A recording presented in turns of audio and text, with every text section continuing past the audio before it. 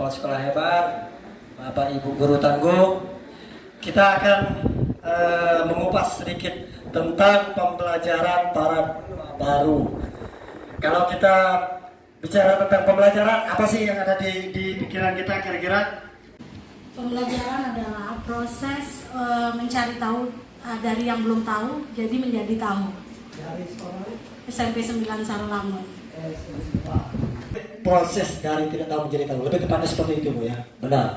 Jadi sebenarnya pendapat ini betul dan ini juga diakui oleh ahli ya.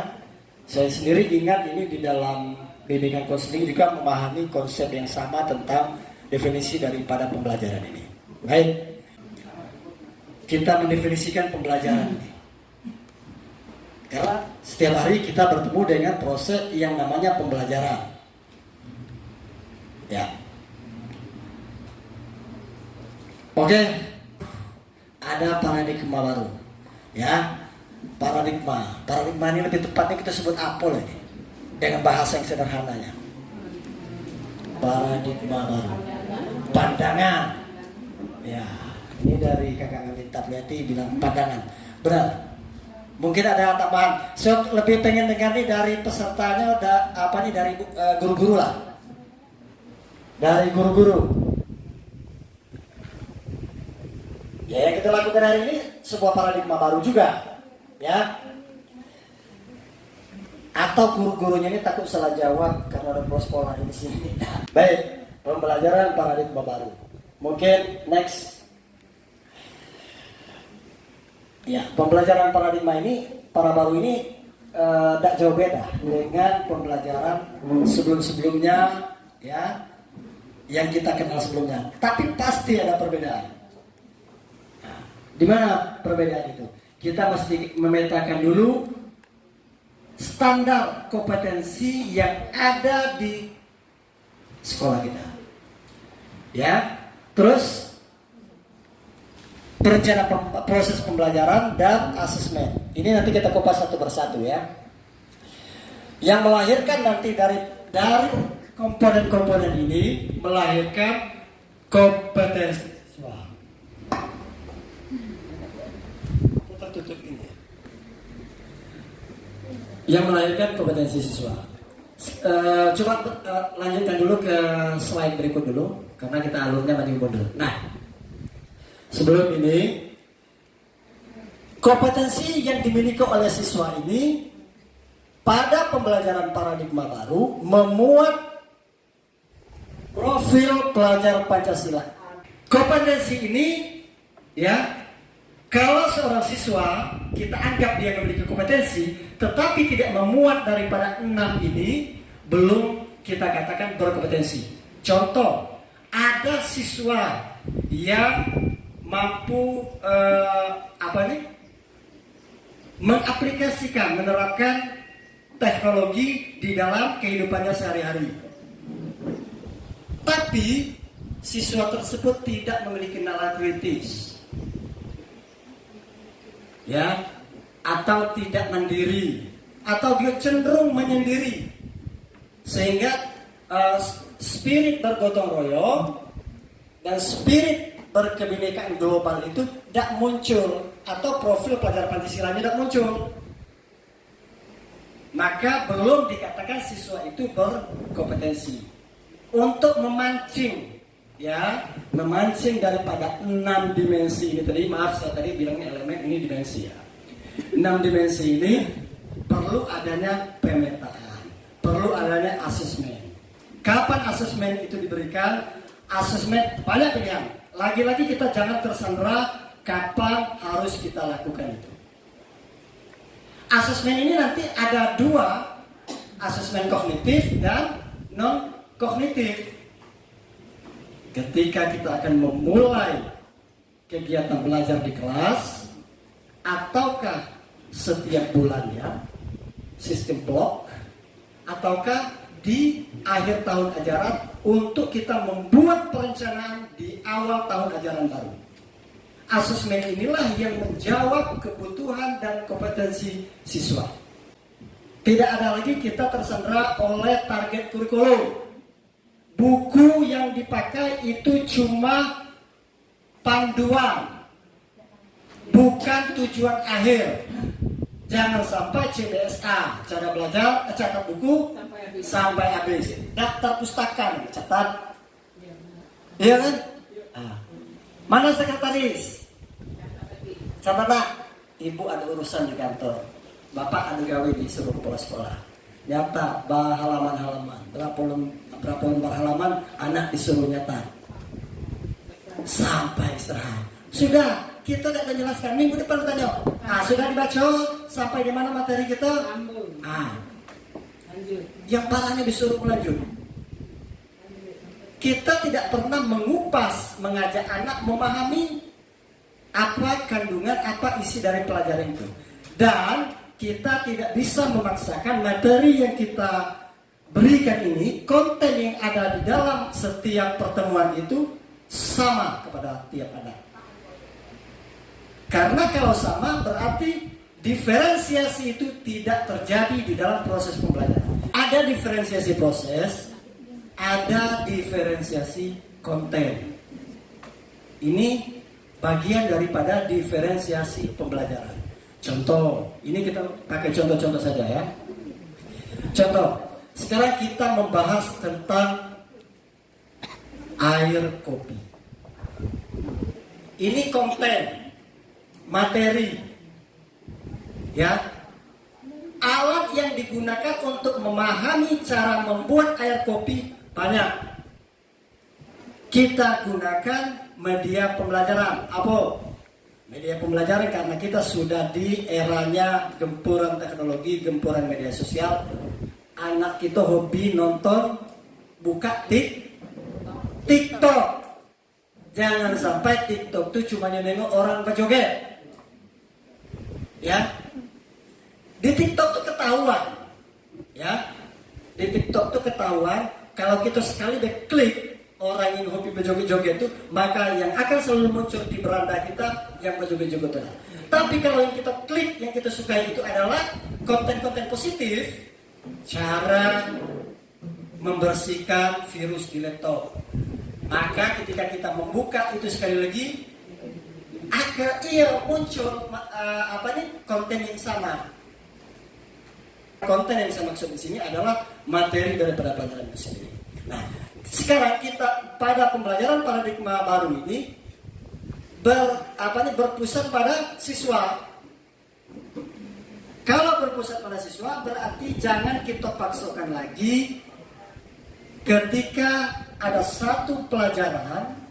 Makanya di kurikulum Merdeka ini tidak ada lagi yang namanya ujian, tidak.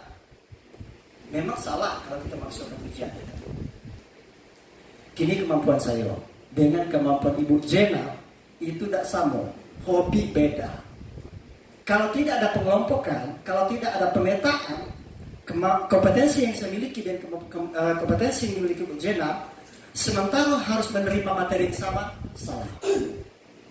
Harus diberi pelajaran yang sama. Adil lah kira-kira? Tidak adil.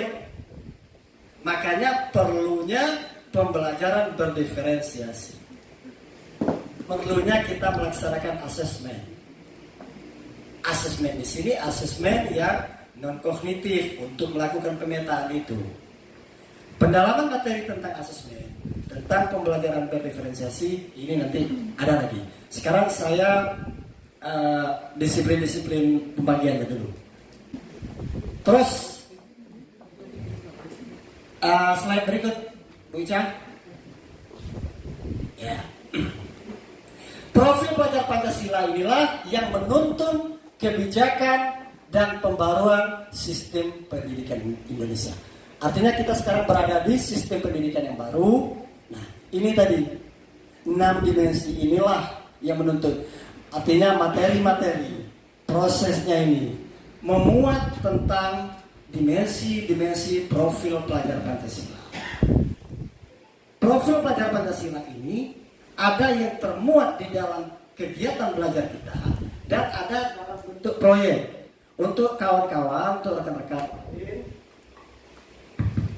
yang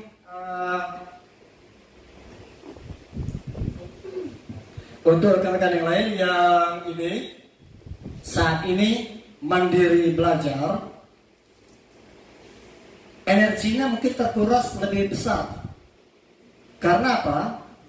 Menggunakan K13, tapi di satu sisi mengadopsi kurikulum Merdeka untuk menghadapi pengesahan di tahun depan sudah wajib kurikulum Merdeka.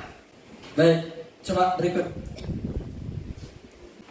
Kerangka dasar kurikulum KOSP ini muatannya ada struktur kurikulum, ya. Struktur kurikulum ini sama-sama kita tahu berisikan tentang muatan pelajaran, ya, termasuklah di dalam proyek P5-nya, berikut visi misi sekolah kita di dalam struktur itu nanti. Dapat ini catat, Bapak Ibu, materi kita share nanti, ya, kita kirim link nanti materi, ya, tidak usah dicatat. Terus capaian pembelajaran. Capaian pembelajaran ini bukan kita tukang tentunya. Capaian pembelajaran ini dari kementerian sesuai dengan fasenya. Kita cuma mengembangkan sesuai dengan karakteristik sekolah kita. Makanya KOSP itu dibikin sefleksibel mungkin. KOSP itu satu tebal-tebal, ya. Berikut berisikan prinsip pembelajaran dan asesmen. Tadi di awal kita sudah jelaskan sekilas tentang asesmen. Coba lanjut ke slide berikutnya. Nah, kita samakan dulu pemahamannya ini. Ya, penyamaan konsep dulu ya. Penyamaan konsep tentang prinsip pembelajaran. Bapak Ibu guru-guru hebat, ini ada tabel tentang prinsip pembelajaran. Ini prinsip pembelajarannya sudah saya isi 2, ya, sebenarnya ada beberapa, mau sampai berapapun bisa kita bikin. Nah, tapi ini kita penyamaan konsep dulu. Prinsip pembelajaran paradigma baru.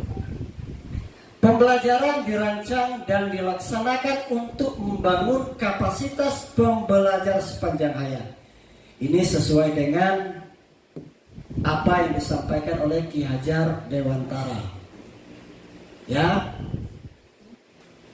Kira-kira hal yang perlu dilakukan. Ini saya kasih contoh dulu.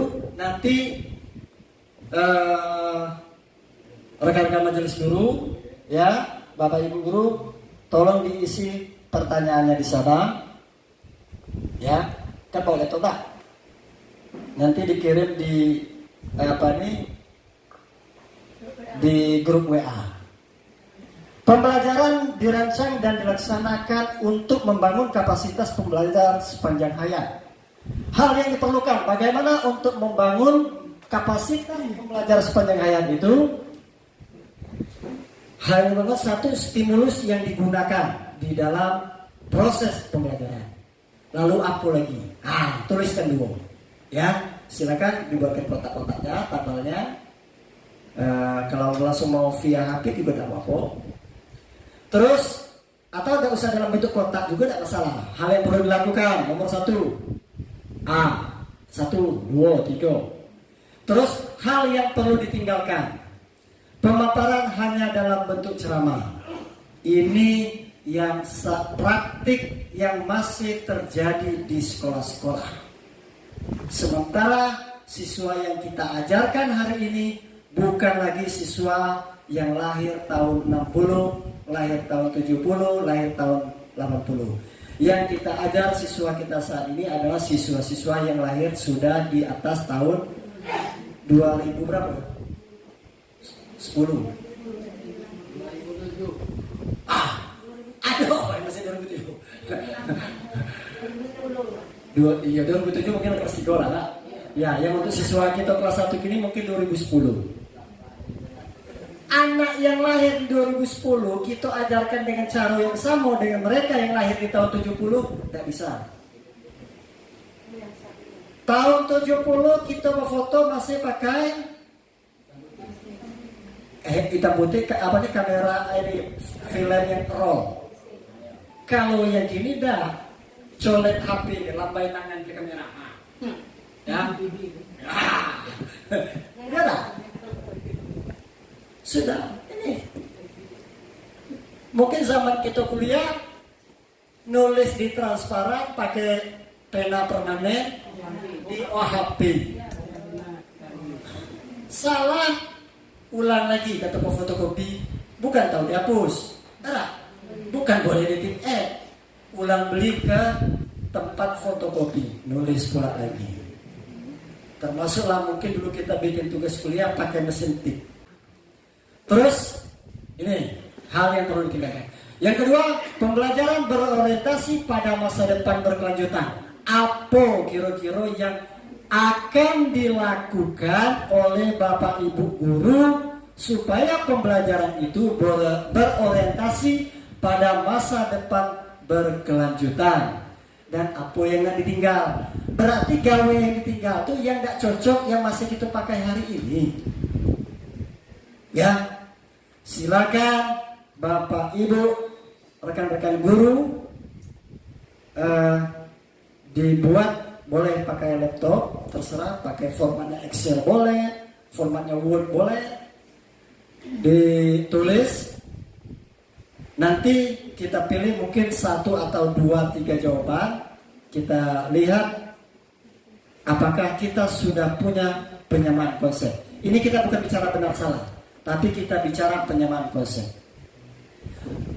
Ya, ini kita kasih waktu 10 menit lah untuk membuatnya.